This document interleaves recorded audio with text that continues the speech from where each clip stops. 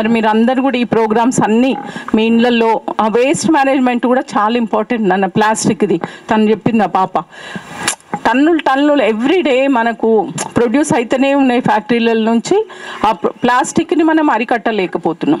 అంటే కొనడము, మన ఇంటికి తెచ్చుకోవడం ఏమంటే మనం చేతి సంచి అంటాం. సరే చేతి సంచి కొంచెమే పరిష్కారం మనకు, కానీ మన ప్రమేయం లేకుండా మన ఇంటికి ఎన్నో ప్లాస్టిక్ కవర్లు వస్తాయి. ఎందుకంటే ప్రతిదీ ప్యాకింగే.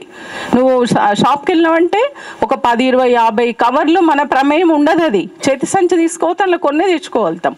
బట్ మిగతా అన్నీ ఆటోమేటిక్గా వస్తాయి. మనం ఏం చేయాలి అంటే ప్లాస్టిక్ కవర్ని ఆపడం మన వల్ల అవ్వట్లేదు, కానీ దాన్ని బయట పడేసేదైతే మన చేతిలోనే కదా. మన అమ్మనో, మన అక్కనో, మన వదిననో, మనమో, డాడీనో, ఎవరి చేతుల్లోనో మన ఇంట్లో నుంచి అది బయటకు వెళ్తుంది, అవునా కదా. అప్పుడు మనం ఏం చేయాలి అంటే, అసలు పిల్లలు అద్భుతాలు చేసిన మ్యాగజైన్ ఉంది, నేను కార్లో ఉంటే తీస్తాం మీకు, అందులో చూడండి మీరు. అసలు వాళ్ళ గ్రౌండ్లో ఉన్న ప్లాస్టిక్ అంతా ఫస్ట్ ఏరి బ్యాగులు నింపి పెట్టిండు. బర్త్డేలని చాక్లెట్స్ అన్నీ వాళ్ళు తింటారు కదా ర్యాపర్స్. మేము వెళ్ళక ముందు అన్ని పడేసాం గ్రౌండ్ నిండా.